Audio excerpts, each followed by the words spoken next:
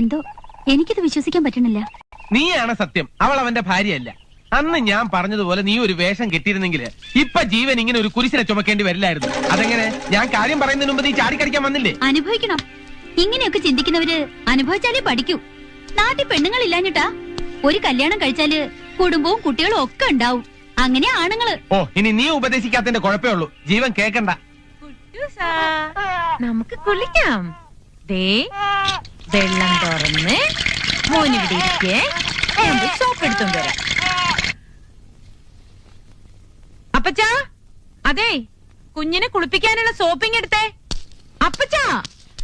അപ്പച്ചൻ നിന്റെ തന്ത വേണമെങ്കിൽ എടുത്തിട്ട് പോടി. ഒന്ന് പോകളവാ. ഹലോ, ഞാൻ ശാലിനിയാണ്. അതിന് ഞാനെന്ത് വേണം? ശത്രുവേട്ടനൊന്ന് വിളിക്കാവോ? ശത്രുവേട്ടനെ വിളിക്കാൻ ഞാനാര്? നിന്റെ വേലക്കാരിയോ?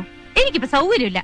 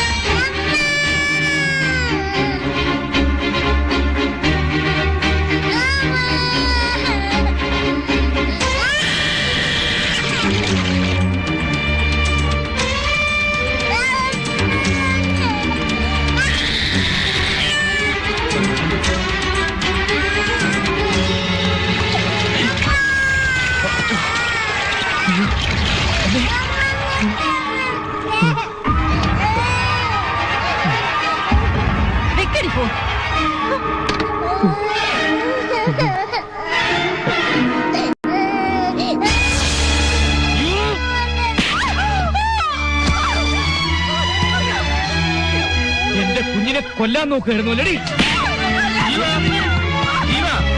എന്താ ഇവിടെ? ഇറങ്ങി പോയി. എന്താ നിനക്ക് ഭ്രാന്തളയോ? ഭ്രാന്ത? ഒരു നിമിഷം ഞാൻ വൈകിയിരുന്ന ഇവിടെ മോനെ വെള്ളത്തിലേക്ക് കൊന്നേ. ഒന്നും പറയണ്ടേ? മാറോ. ഞാൻ പറയട്ടെ.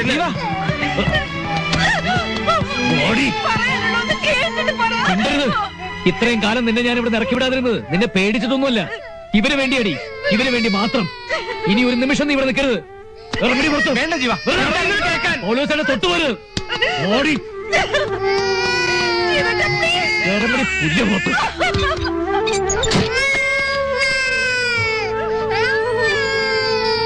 എന്താ അമ്മ?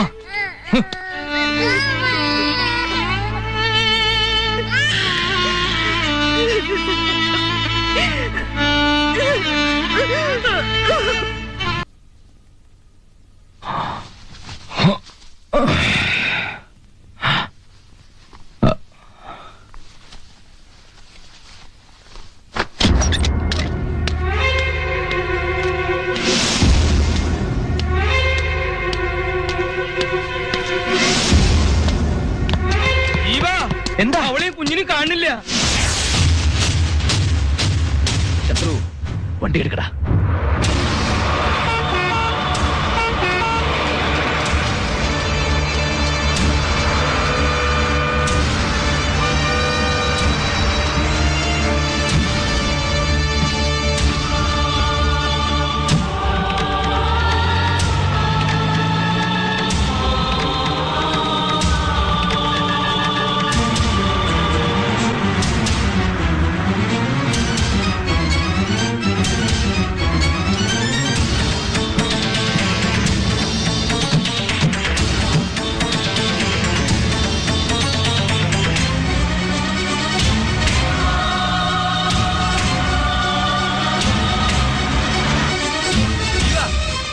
അവള് നിൽക്കണു.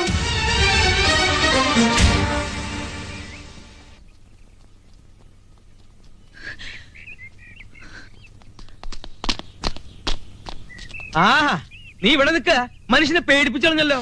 എന്തിനാടി എന്റെ കുഞ്ഞിനെടുത്തത്? നിന്നെ ഇവിടെ കണ്ടുപോരുന്ന് ഞാൻ പറഞ്ഞതല്ലേ? ആരെ കാണിക്കാനടി നിന്റെ കണ്ണീര്? എന്റെ മനസാക്ഷി തൃപ്തിപ്പെടുത്താൻ മനഃപൂർവ്വം അല്ലെങ്കിലും ഈ കുഞ്ഞിനോട് ചെയ്തു പോയ തെറ്റിന് ഈ കുരുന്ന് മനസ്സിന്റെ മുന്നിലും ഈശ്വരന്റെ മുന്നിലും പ്രായശ്ചിത്തം ചെയ്യാൻ ആരെയും വെറുപ്പിക്കാതെ ആർക്കും ഒരു ശല്യമാവാതെ ഇവിടുന്ന് പോണമെന്നുണ്ടായിരുന്നു. നിങ്ങൾക്കൊക്കെ എന്നോട് വെറുപ്പും ദേഷ്യവും മാത്രമേ ഉള്ളൂ എന്ന് എനിക്കറിയാം.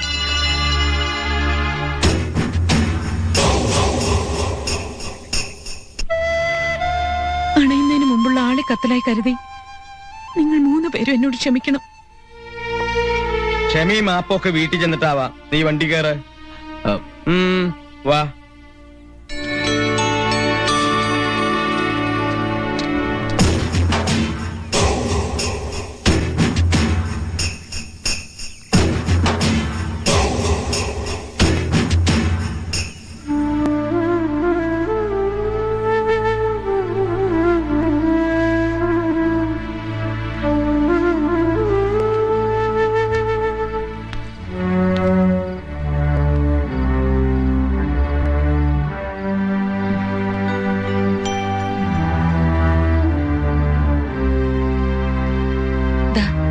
കുഞ്ഞിനെ അവിടെ കൊണ്ട് കിടത്തിക്കോളൂ. വേണ്ട, അവൻ ഇവിടെ തന്നെ കിടന്നോട്ടെ.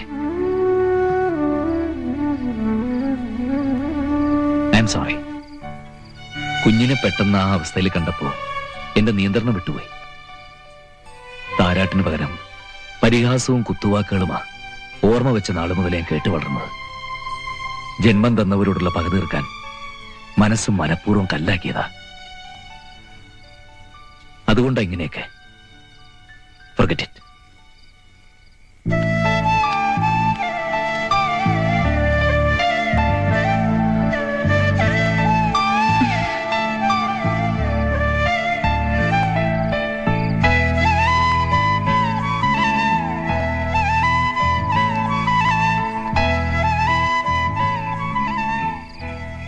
നീ എന്താ ആലോചിക്കുന്നത്?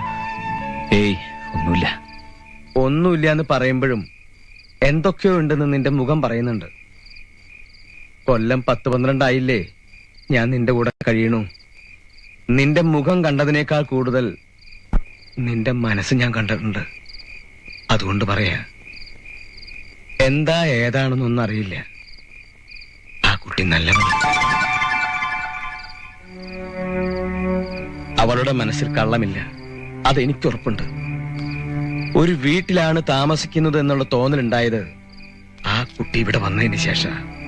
അതിനു മുമ്പ് ആരൊക്കെയോ താമസിക്കുന്ന ഒരു ലോഡ്ജ്. ഇതൊക്കെ ഇപ്പൊ പറയാൻ? കുഞ്ഞിനൊരമ്മ, നിനക്കൊരു തുണ, ഈ വീടിനൊരു വീട്ടുകാരി. ഞാൻ ആ കുട്ടിയുടെ കാര്യ പറയണേ. നിനക്കൊരു കുടുംബമായി കണ്ടിട്ട് തിരിച്ചു പോണമെന്ന് എനിക്ക് മോഹമുണ്ട്.